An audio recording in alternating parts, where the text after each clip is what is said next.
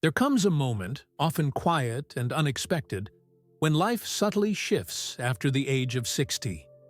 It doesn't announce itself with fanfare or grand revelations. It simply happens through a missed phone call, a quiet afternoon, or a canceled visit. You look around and realize that the people who once filled your daily life, your children, grandchildren, lifelong friends, are no longer as present as they once were. Not because they've stopped caring, but because they, too, are swept up in the rhythm of their own lives. Careers, children, responsibilities, and even distance change the fabric of connection. It's not a betrayal, it's life. And recognizing this isn't a cause for sorrow, but a call to clarity. Support, the kind that sustains you, must come from more than just those around you. It must be rooted in what you build for yourself. This isn't about rejecting family or friendships. It's about accepting the reality that they cannot and should not carry the full weight of your well-being. True resilience in your later years is not measured by how many people you have around you, but by the foundation you've quietly, patiently laid within. The habits you've built, the mindset you nurture, the resources you protect, these become the bedrock. They don't vanish when people get busy. They don't forget to call or live far away. They're with you, always. There are 6 pillars that offer lasting stability and quiet confidence. They aren't flashy, but they are deeply reliable. Financial awareness, physical health, social connection, purposeful living, emotional strength, and adaptability. Each one offers a kind of strength that doesn't fade with age. Instead, they grow stronger as you invest in them. Imagine them as trusted companions, always within reach. When others can't be there, these inner supports remain. They don't replace relationships, but they allow you to stand steady even when you're standing alone. Over the next chapters, we'll explore these pillars in depth. You'll meet people who, like you, face the challenges of aging and chose to grow through them. Their stories are real, grounded in everyday moments and quiet triumphs. As we begin, we'll look at the most practical and often the most overlooked foundation of all, your financial independence. Because it's not just about money. It's about peace of mind, dignity, and the freedom to live on your own terms. Let's begin there. Money, for many people, is a subject wrapped in discomfort. It can feel impolite to talk about, especially when you've been raised to believe that security should quietly sort itself out. But after 60, financial stability becomes less about pride or appearance and more about survival and peace of mind. It's no longer just a matter of convenience. It's your anchor, the quiet, dependable base that holds you steady when everything else feels uncertain. Take Arthur, for example, a 71-year-old retired postal worker. He spent his life providing for his family, paying off the mortgage, helping his kids through college. He never saw himself as wealthy, but he believed that if things ever got tough, his children would be there to help. And they did care deeply. But when an unexpected medical bill drained his savings, he quickly discovered that his children, too, were dealing with rising costs, job insecurity, and young families of their own. They wanted to help, but they couldn't. That moment taught Arthur something vital. Relying on others financially, even those who love you, isn't a plan. It's a gamble. Financial independence, on the other hand, is something you can actively shape, no matter your age or income. It doesn't mean being rich. It means being prepared. Start by understanding your needs. What do you spend each month? Where can you cut back without sacrificing quality of life? Are there subscriptions you no longer use? Can you downsize or simplify? A clear, honest budget is more powerful than a vague hope. Next, create a buffer, no matter how small. A rainy day, fund, even if modest, can make the difference between calm and panic. And don't shy away from seeking advice. A financial counselor, even for a single session, can offer insights you hadn't considered. How to stretch your pension, when to tap into savings, or how to reduce unnecessary debt. Arthur made changes. He sold his second car, rented out his basement, and began cooking more at home. Over time, his stress lessened. He no longer lay awake at night wondering how he'd cover surprise expenses. He didn't need to ask his kids for help. And that independence brought him dignity. Money won't solve every problem, but it gives you choices. It gives you breathing room. It lets you say yes to what matters and no to what drains you. And most importantly, it reminds you that you are still capable of taking care of yourself on your terms. That's not just security, that's freedom. You can have a well-organized budget, a tidy home, and a supportive family. But if your health starts to decline, everything else becomes secondary. After 60, the body begins to speak more loudly and often more stubbornly.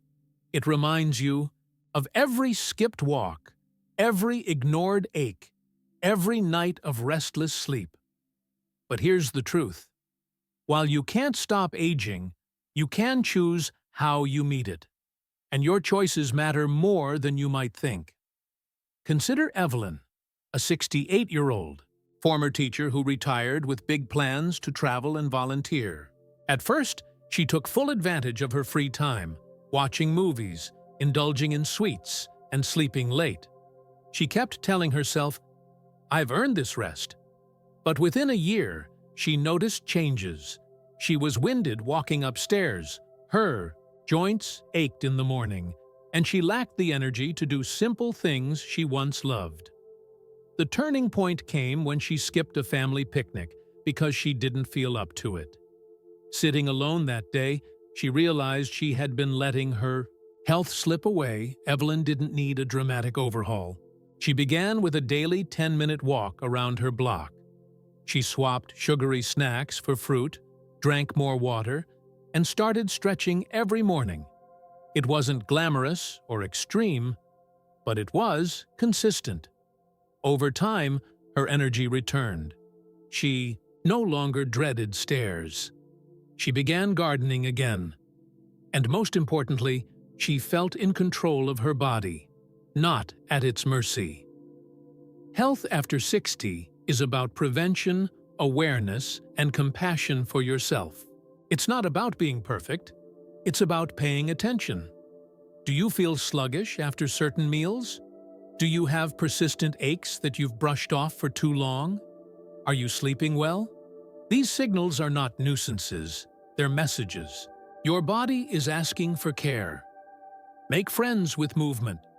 Not just exercise, but joyful, gentle activity. Dancing in the kitchen, stretching with the morning sun, walking with a neighbor. Eat in a way that supports your energy, not just your cravings. And schedule checkups, not because you're sick, but because you want to stay well. The greatest gift you can give yourself at this stage of life is vitality. Not youth, not speed. Vitality. The ability to engage with life on your terms. Because when your body feels strong, your world stays open. You're not confined by fear or fatigue. You remain curious, mobile, and ready for what comes next. And that's a kind of freedom no medicine can provide. It's built, one small choice at a time. There's a quiet truth that often goes unspoken in later life. Loneliness doesn't knock loudly at the door. It slips in through the cracks. After 60, when routines slow and responsibilities shift, it's surprisingly easy to find yourself spending more time alone than you ever expected. Children grow busy, friends move or pass away, and the days stretch longer. But while solitude can be peaceful, prolonged isolation is something else entirely. It chips away at the spirit. 1. Quiet hour at a time. Frank, 73, never thought of himself as lonely. A retired mechanic, he had always enjoyed his own company. But as months passed, he began to notice something had changed. Meals felt less satisfying when eaten alone. Television became background noise rather than entertainment. He found himself talking to the walls, not out of madness, but out of longing. It wasn't that no one cared. His daughter called once a week, his neighbor waved from across the lawn. But something essential was missing: connection. One afternoon, Frank walked to the local library and saw a flyer for a community chess club. He hadn't played in years, but something nudged him forward. That small step turned into a weekly ritual. Chess on Wednesdays, coffee afterward, new faces, familiar jokes. Slowly, the silence in his home began to lift. Social connection isn't just a luxury. It's a vital ingredient for emotional and physical well-being. Studies show that maintaining friendships after 60 can reduce the risk of cognitive decline, improve cardiovascular health, and even extend life expectancy. But beyond the science, connection brings warmth, laughter, shared stories, and the feeling that we still matter to someone. The key is to stay open. Join a club, attend a local event, volunteer, or simply say hello to someone new. Don't wait for others to reach out first. Take the first step. Not every interaction will lead to deep friendship, but every effort builds a bridge back to community. Even brief exchanges, a chat with a cashier, a conversation on a park bench, remind you that the world is still full of life, and you're part of it. For some, technology can help too. Video calls, online classes, and social platforms offer ways to stay engaged even from home. Frank didn't rebuild his social circle overnight, but he built it, piece by piece, person by person. And what he found wasn't just company, it was vitality.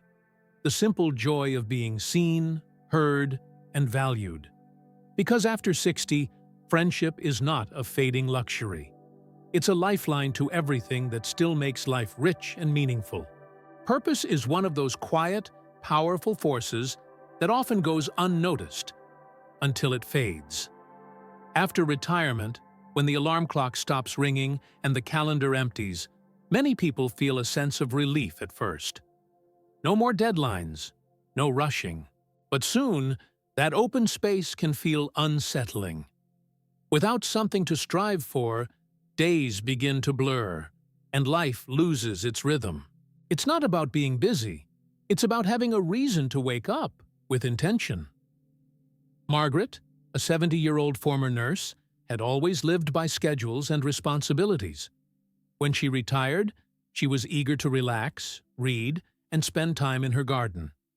But after a few months, something shifted. The days felt long, the books lost their charm, and even the flowers couldn't fill the silence. Her children called regularly, and her health was good, but she felt invisible, like life was moving around her, not through her. One day, while cleaning out an old cabinet, she found a dusty box filled with hand-sewn baby clothes she had once made for her children. The fabric was soft, the stitches careful, and in that moment, something sparked. She remembered how much she loved to sew, not just for utility, but as an act of love, of creation. That evening, she looked up local charities and found one that collected handmade items for newborns in need. Within a week, she was sewing again, this time with purpose. Purpose doesn't have to be grand or public. It doesn't have to earn money or change the world. It just needs to matter to you. It can be mentoring, crafting, learning something new, helping others, writing your story, or even simply setting personal goals. The size of the purpose is irrelevant. What matters is that it gives shape to your time and meaning to your efforts. When you have purpose, your days feel fuller. You engage with the world differently. You feel needed, useful, alive. That sense of direction can ease anxiety, reduce depression, and sharpen your mental clarity. It reconnects you with your identity, not as a parent or a worker, but as a whole, evolving person. Margaret now spends a few hours each day sewing for others, but she'll tell you, she's doing it as much for herself as for them. Because that quiet joy, that steady fulfillment, it's what she was missing. Life didn't end when she retired. It shifted, and in that shift, she found something new. Not just how to pass the time, but how to fill it with purpose. And that changed everything. Strength in later life is often misunderstood. People think it's about staying physically active or appearing cheerful no matter what. But true strength, the kind that carries you through grief, change, and uncertainty, is quieter. It lives deep within, in the way you face your feelings, respond to challenges, and find peace in moments of difficulty. This strength is called emotional resilience, and after 60, it becomes one of the most vital supports you can build. Joanne, 75, had always been the emotional center of her family. A mother of 3, a devoted wife for over 40 years, she was known for her steady hands and calm advice. But when her husband Robert passed away unexpectedly, Joanne felt something inside her break. The house, once so full of shared routines and quiet companionship, felt hollow. Her children were caring, but they lived in different states and had families of their own. Their calls were kind, but brief. The real weight of loss was hers alone. At first, Joanne tried to stay strong by pretending she was fine. She kept busy, cleaned out closets, forced smiles at church. But inside, she felt like she was unraveling. One day, after finding herself crying in the grocery store for no clear reason, she knew she needed something more than distraction. She needed healing. Joanne joined a grief support group. She began journaling every morning, letting her feelings flow without judgment. She practiced daily gratitude, even for small things. A warm cup of tea, a neighbor's smile. Over time, the pain didn't disappear, but it softened. She began to feel like herself again. Not the same, but whole. Emotional resilience isn't about denying sadness or hardship. It's about facing them with honesty, then finding ways to move forward. It's built through small, deliberate practices. Talking to a friend, taking a walk when anxiety strikes, writing down your worries instead of holding them inside. It's knowing when to seek help and when to sit quietly with your own thoughts. The truth is, not everyone will be there exactly when you need them. Life pulls people in different directions, but if you learn to be your own steady presence, to comfort, encourage, and trust yourself, you will never be truly alone. Joanne didn't erase her grief, but she transformed her pain into strength. And that strength became a foundation she could stand on, not just for herself, but for others who came to lean on her in return. Because in the end, the most enduring support comes from within. Change doesn't ask permission, it simply arrives. And after 60, it often comes more swiftly than before.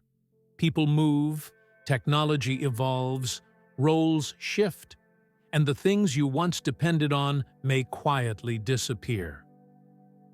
The key to navigating this phase isn't in resisting change, but in learning to adapt. Adaptability is not just a useful skill, it's a life-saving mindset that allows you to stay connected, curious, and fully alive.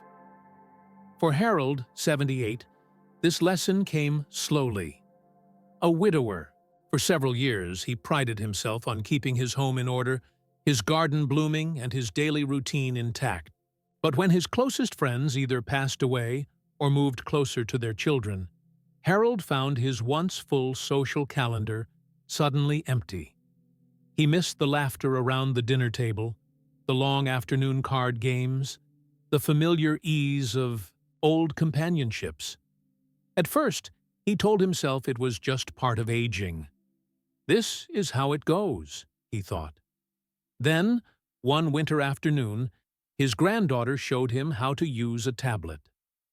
At first, Harold was skeptical. He'd never owned a smartphone, let alone joined a video call. But with a few patient lessons, he began messaging old friends, joining virtual book clubs, and even attending online lectures about World War II history, one of his passions. Slowly, the days regained their shape. He wasn't just filling time, he was engaging with it. Adaptability doesn't mean you have to embrace every new trend. It means being willing to stretch, just enough to stay connected to the world as it evolves. Learn something unfamiliar. Try a new activity. Adjust your expectations when plans shift. Flexibility keeps your mind sharp and your spirit open. Being adaptable also allows you to handle disappointments with more grace. When plans fall through, when loved ones can't visit, when traditions change, those who adapt don't dwell in bitterness. They adjust, pivot, and find a new way to enjoy what's available. Life doesn't stop being meaningful just because it changes form. Harold now speaks with his granddaughter weekly over video chat. He even sends memes to his nephew and orders books online. He hasn't lost his past. He's simply added a new chapter. And in doing so, he's discovered something vital. Staying curious is the best way to stay young at heart. Change is inevitable, but feeling lost within it is not. The more willing you are to grow with life instead of against it, the more joy and opportunity you'll find in every stage. Because adaptability isn't just survival, it's transformation. And through it, life remains full of possibility.